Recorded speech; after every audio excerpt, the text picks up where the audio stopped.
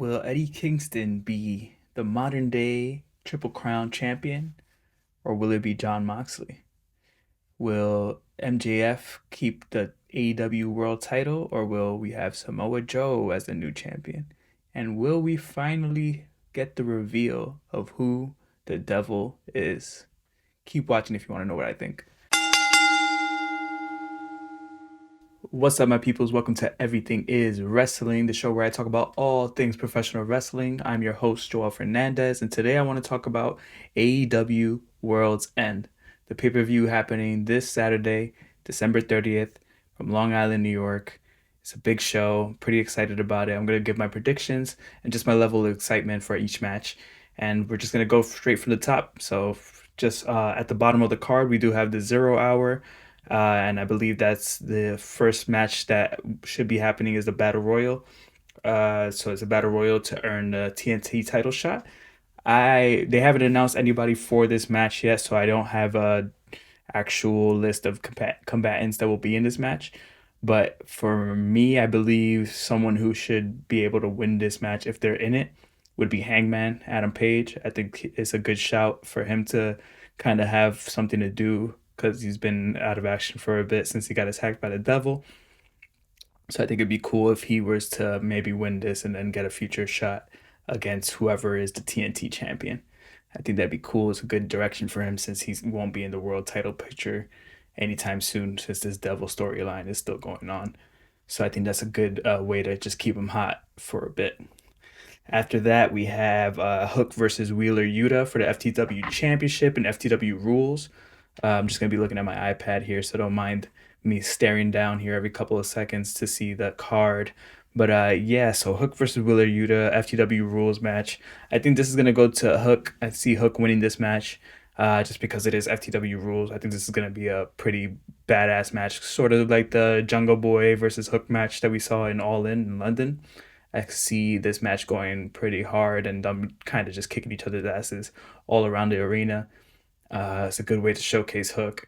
And I think Hook wins this one, and then we see the feud continue with Wheeler Yuta challenging Hook for the ROH Pure title in Pure Match Rules, since he could kind of say, hey, Hook, you beat me with your rules. Let's see if you could beat me with my rules type thing.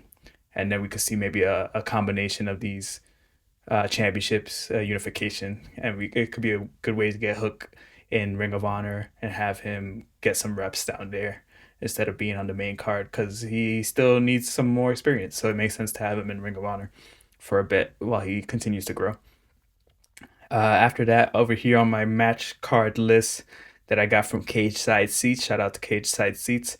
I see the recently added match. I don't know if a lot of you guys haven't saw this, but on Twitter, Tony Khan announced that Bryan Danielson will be having a match because obviously people want to see Bryan Danielson wrestle, so it's cool to have him on the pay-per-view. It's pretty cool what they did. They basically added all the combatants from the Continental Classic that didn't make it to the finals and didn't have a match already. They added them into one match. It is a put together match for sure, but I think it's pretty cool to see all of these wrestlers in one match since they just kicked ass all tournament long. So it's cool to see them. They're kind of getting rewarded for their hard work this past month or however long the Continental Classic spanned. So it's cool that they get to all be on the pay per view. So it's going to be Bryan Danielson, Claudio Castignoli, Mark Briscoe, and Daniel Garcia in an 8-man tag match versus Brody King, Jay White, Jay Lethal, and Roosh. So this is a really cool match. I think for this match, I would say the babyface team is probably gonna win just to have a feel good moment. So I would see Danielson, Claudio, Mark Briscoe, and Daniel Garcia probably winning this match. And the easy way to do this would just have the heels not get along. So something happens. You know, Jay White is pretty slimy. So maybe it's Brody King or Jay Lethal or Roosh, one of them get into it with one of the other competitors on their team, and it's an easy way to just have everyone uh, not lose any steam, but in a loss. I also think it'd be cool to see Daniel Garcia teaming up with the Blackpool Combat Club since originally he was supposed to be part of that Blackpool Combat Club, but he ended up choosing the JAS instead. So maybe there's some storyline going there where maybe Daniel Garcia gets another shot to be in the Blackpool Combat Club, Blackpool Combat Club, hard to say pretty fast. But I think that'd be cool to have Daniel Garcia in that stable with them and kind of getting a new uh, way of wrestling again. Like being that wrestler again. You're a wrestler. You're not a superstar type thing. After that, we have another put together match that kind of came together randomly due to Kenny Omega's injury and being out for a while. We have this 8-man tag, which is Sting, Darby Allin, Chris Jericho, Sammy Guevara, who just returned on Dynamite, which was cool to see, versus Ricky Stark, Big Bill, Will Hobbs, and Konosuke Takeshita, which is cool. Uh, this match is very random. I think we'll see the good guys win this one as well, just because Darby Allin, Sting, I think is undefeated in AEW, so it makes sense for him to continue that and win this match. I also see Sammy Guevara returning. I feel like he deserves a good win after returning from. He had a concussion and he also had a baby, so it'll be a feel good story to see him get a victory. This match is kind of random, but I know it's going to be like a banger of a match because of the people in it. It's cool to see Takeshita have a match on pay per view too. I feel like he deserves it. He's been gone for a while, so it's nice to see him back in the ring in a pay per view. I know he's been doing like Rampage matches, but to have him on a pay per view in a pretty showcase match, it should be cool. So, and we haven't really seen some of these competitors go against each other before, so that could be fun to see. Someone like Takeshita and Sting in the ring at the same time. That's never happened, I believe. So that could be fun. And then maybe we'll see where this leads going forward with the storyline of Chris Jericho needing a partner to take on Starks and Big Bill. I don't know if they're gonna go just straight up Jericho and Guevara versus Starks and Big Bill, or if they're gonna try to wait for Kenny to make it back. But I could see something happening in this match that leads to some future stuff. So that'll be cool. After that, we have Miro and Andrade, who Andrade was also in the Continental Classic, so it's good to see him get a match on the pay per view. I feel like Tony Khan definitely rewarded all the members of the Continental Classic with a pay per view match, which is really cool because they deserve it. They fought a lot of matches this past couple months, a lot of hard hitting matches, so it's cool to see them get a big stage match. Miro versus Andrade. I think I'm gonna I'm gonna go with Andrade winning this one because I think Andrade is on a roll and Miro is he's kind of in limbo right now. But I think we could see CJ Perry, Miro's wife, come out and distract Miro to get Andrade the victory, which could continue this storyline going forward, which is Miro versus his wife's clients. So yeah, I think that's where we see going with that match. So yeah, I got Andrade there. And then the next match here on this list, we have Swerve. Swerve versus Keith Lee. Momentum is definitely going in Swerve's favor here. It is cool that they have this match. I know they feuded a long time ago. They were tag team champions at one point, Swerve and Keith Lee. A lot of fans are upset that this took so long to get to this one-on-one matchup, but I'm happy that it's finally happening. I think it's cool to have rivalries that span a long time in AEW, even if they don't touch, even if they're in separate directions in the company. It's cool to see them go their own paths and then still come back and meet because they should have hatred towards each other forever. It shouldn't be like, oh, I forgot that we hate each other. Like I think a lot of other wrestling promotions will do something like that where it's just like, oh yeah, we're both good guys now. Oh yeah, we're both bad guys now. Let's team up now, even though we have this whole history of where we hated each other. And I think this is cool because it shows like no matter what, it's on site type thing. Like, yeah, you might have been on this side of the ring, this side of the company, and I might have been on this side doing my own thing in the Continental Classic while you were on Collision doing your thing. But now let's meet up and actually get to the blows because we don't like each other. And simple as that. There's not much story there, but the story is they don't like each other. They were tag team champions at one point. Swerve uh, did something dirty to him. He stomped on him with a cement block. Like that's something you don't forget. So it's cool to have these wrestlers that don't forget what happened and continue that story, even if it takes a month, a couple months, or years to get to it. It's cool that they kind of established that in AEW, where their enemies are enemies for life. Like yeah, you might eventually get to the point where let bygones be bygones, but nah, first we have to beat the crap out of each other, and then maybe there's a chance of that happening. So that's cool. I'm going with Swerve in this one.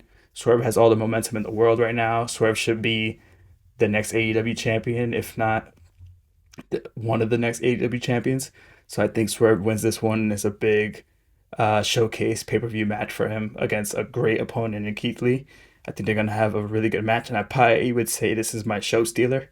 I think this match is gonna steal the show for sure, just because the crowd is gonna be so hot for Swerve and Keith Lee. They're both fan favorites, so this could be a really, really good match. So yeah, this is gonna be my show stealer of the night for sure. Swerve is winning it, in my opinion. He should win it. After this, we have our first championship match of the main card, besides the FTW championship, which would be on 0 Hour. So we have the TBS championship, Julia Hart and Abadon. This feud has been mostly going on in Collision. So if you don't watch Collision, I suggest that you do, because you are missing some pretty good story stuff happening over there. Basically, it's just a battle of the creepy women. So Julia Hart has just been turning off the lights after Abadon matches and kind of just provoking her to challenge her for the TBS belt. Um, I'm gonna go with Julia Hart here. I don't see Abadon holding a championship. She doesn't seem like she needs a championship. Her character is a zombie, so it doesn't make sense for her to be a champion. Her character is enough. A championship belt on the head doesn't make sense. So I go with Julia Hart, but I think she's gonna win with some type of cheating with Sky Blue or one of her whoever, maybe the House of Black. Something's gonna happen where Julia Hart will win, but it's gonna be with nefarious tendencies, I'm sure. But yeah, Julia Hart for sure. After this, we have our second championship match of the night for the main card, the TET Championship. No disqualification match. Christian Cage and Adam Copeland, blood feud. Former friends, former best friends, former brothers, basically going against each other for the TNT Championship. This is their second match. We all saw, if you watched Dynamite a couple weeks back in Montreal, Adam Copeland versus Christian Cage won in AEW. Adam Copeland had the match won, and of course, um, I'm forgetting her name now, but Nick Wayne's mom. Sorry, I feel offended. I don't want her to get offended, but the matriarchy, Nick Wayne's mom, came in and hit Adam Copeland with the TNT belt, and that left Christian Cage able to get the victory. 1, 2, 3. So now this is a no disqualification match for the TNT Championship. I think this favors the champion. Obviously, there's no disqualification. Christian Cage has a crew. He has the Patriarch with him, which is Luchasaurus, Nick Wayne. We haven't seen Luchasaurus in a while, or Killswitch. Sorry, Killswitch. We haven't seen Killswitch in a while. So I see him coming in and causing a ruckus and Christian Cage getting this victory. It doesn't make sense, in my opinion, why Adam Copeland would just want a no disqualification match. But I think this is just to further the story along. We'll have Christian Cage win this here and maybe injure Adam Copeland or something like that. Storyline injure Adam Copeland so that he's out for a couple months and then comes back, and they have maybe a cage match as their third match where no one could interfere. And that's where you give Adam Copeland the TNT Championship. But yeah, for now, I think Christian Cage will win this. It doesn't make sense to have Adam Copeland win in a no DQ match, since he doesn't really have any friends that will come help, especially since Darby and Sting are tied up in a match earlier in that night or whenever the match might happen, but Darby and Sting are busy. So it doesn't make sense to get them out there to help Adam Copeland in this sense. So unless he has some tricks up his sleeves, I think Christian Cage is gonna end up being your reigning TNT champion and just defend the belt and move on to whoever wins this battle royal earlier that night, which I think will be Hangman. And that'd be pretty cool to have Christian Cage and Hangman feuding. We haven't really seen that feud in AEW, and it's something fun and new they could do for a while until they do not Edge, Adam Copeland and Christian again, which I think will be the final match where Adam Copeland will definitely win the belt. But I think for now, you could have Christian Cage feud with whoever wins this battle royal. If it's Hangman, that'd be cool, because then you could do Christian doing his whole father thing and Hangman being a recent father. I could already see Christian talking about how Hangman is a terrible father for letting Swerve break into his house, things like that. Like I already know this could be a really good feud if they go with it, and it's something they could do on Collision, which Hangman hasn't really been a part of lately. So you could have Hangman and Christian Cage be the Collision feud for a while, and I think that'd be really cool. Hopefully that's what happens. That's how I would book it if it was up to me. After that, we do have the AEW Women's World Championship match with the timeless Toni Storm versus Riho. I think this is going to be a really fun match. I think this has the potential to be a show stealer as well. A lot of people underestimate Riho, but she's a really good wrestler. Yeah, she might not be the biggest or most intimidating wrestler, but her style is great. I think wrestling is about styles and wrestling is about clashing styles. So I think there's room for any type of person or body type or anything like that. So having someone as small as Riho go off against someone as traditional as like Toni Storm, and I say traditional, even though she's black and white and timeless, a movie star. But I think this is a really good matchup. I could see them putting on a banger, and I think Toni Storm will be you're still reigning, defending AEW Women's Champion. I could see Mariah May interfering in this match to get Toni Storm that victory, which will eventually lead to that feud between Toni Storm and Mariah May, especially since Mariah May is debuting on Dynamite next week with her first match. So I could see something like that happening. After that, we do have the final of the Continental Classic. And let me just say how much I enjoyed the Continental Classic. It has been my favorite wrestling tournament that I've seen in a long time, especially in American promotions. Like, yeah, the G1 is great in New Japan, as well as like all of their tournaments that they have, like Junior Super League and the tag team tournaments that they do. They're really great all the time, but this has been the best American tournament. I love the round robin style. I loved how every match seemed important. Even the matches for the losers seemed important. Like Daniel Garcia getting his first victory on Collision last week was amazing. Like you could tell the crowd wanted it. Like this tournament really made every single wrestler that was in it better, even if they lost every match. Even Jay Lethal, someone like Jay Lethal who lost every single match, he comes off of it looking stronger because he held his own against these wrestlers, and every single match was could have gone either way. And I think that's the point of this tournament. I think they did a really good job showing how important this was to the wrestlers. And now we're at the finals, and it's in Long Island. And of course, we have Jon Moxley versus Eddie Kingston. This match is probably the match I'm most excited for sure. This match has like really made me want to like watch this pay-per-view. So I will definitely be tuning in just for this match. Like everything else on the card is amazing too, but this match right here is going to be the one where I'm going to be glued to the TV screen, and I can't wait for it. This is a feud that it's been happening for a while. These guys were best friends at one point. Jon Moxley and Eddie Kingston had fallen off of that. They fell apart. They've had their differences. Jon Moxley is a part of the Blackpool Combat Club, teaming with a bunch of people that Eddie Kingston does not like. Eddie Kingston has beaten his teammates in this tournament to get to where he is. He beat Claudio Castagnoli, he beat Bryan Danielson to get to the finals. First time he's ever beat Bryan Danielson. And now he has to face Jon Moxley, someone who's never beat either. And it's for the modern Triple Crown Championship. So it's going to be for the AEW Continental Championship, the Ring of Honor World Championship, and the New Japan Pro Wrestling Strong Championship. And Eddie Kingston was the one that put up those two championships, the ROH Championship and the New Japan Pro Wrestling Strong Openweight Championship. He put up those two championships, and now we have these three championships on the line. This is an amazing, amazing, amazing match. I can't wait for this match. It's going to be great. It's going to be hard hitting. They're going to beat the crap out of each other. And I think Eddie Kingston is going to win because it just makes sense. They're in New York. They're in his home state, my home state, New York. Like, I think it just makes sense to give him that big victory in front of everybody. Have him be your Triple Crown Championship. He talks about how much he loves All Japan and the original Triple Crown Championship. So imagine him holding all these belts. I feel like it's his dream come true. And saying all that, it kind of makes sense for Jon Moxley to be the Dream Crusher. So it could happen. It could go either way. But I'm gonna go with Eddie Kingston just because I want it to happen.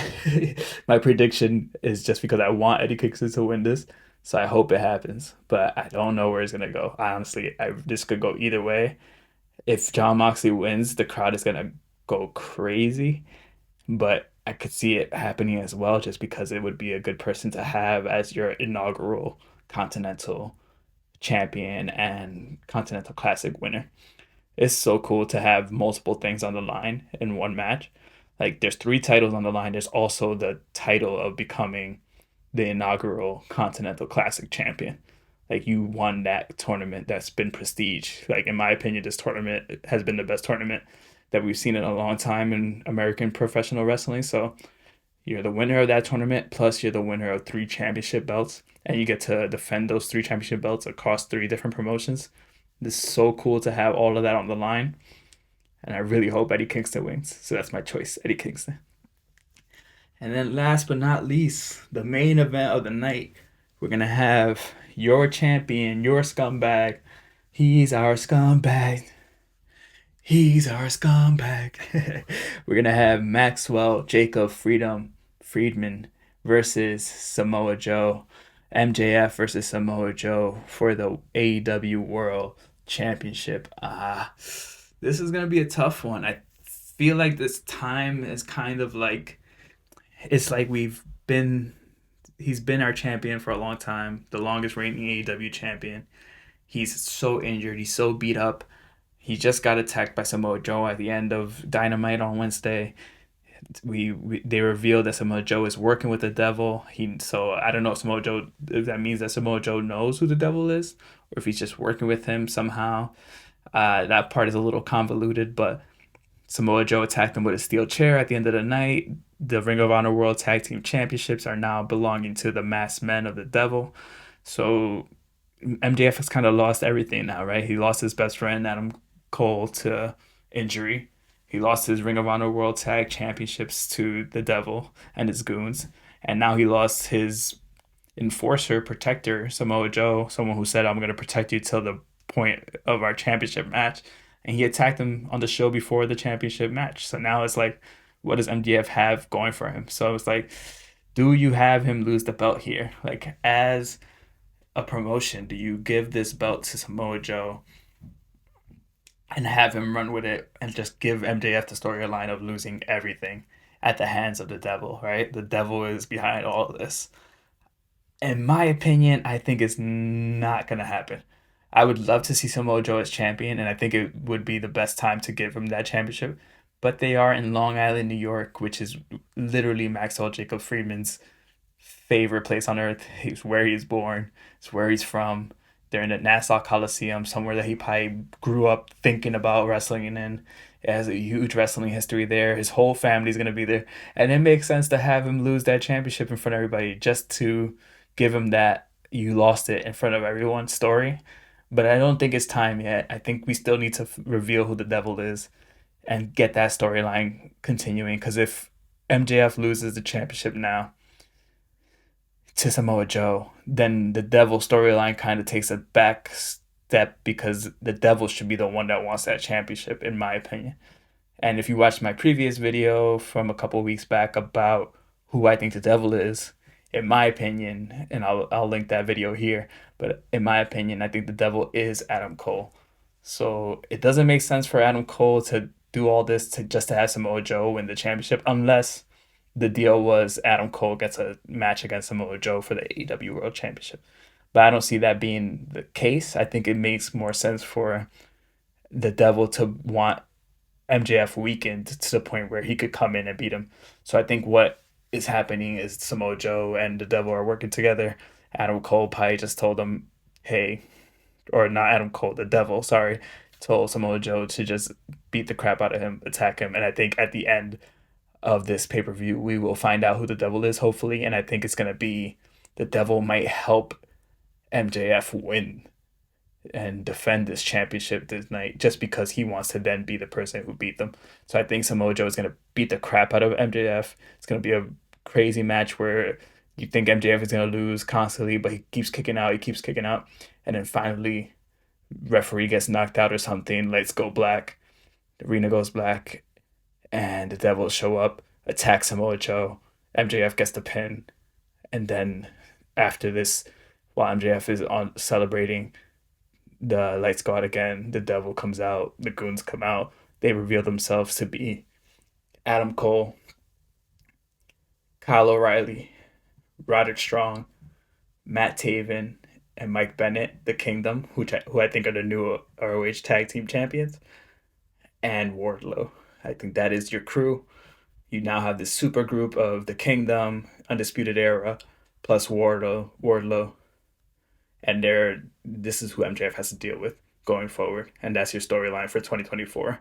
Is MJF gonna have to give up the belt from injury? So many things can happen, and I think that's where you go forward with that. And then MJF then has to find new friends to go after these teams. Maybe he reaches out to the Acclaimed again, or whoever it might be, but he needs people to go against this super group that he now has challenging him for this AEW World Title, and his best friend is the leader of it. I think that's where you go.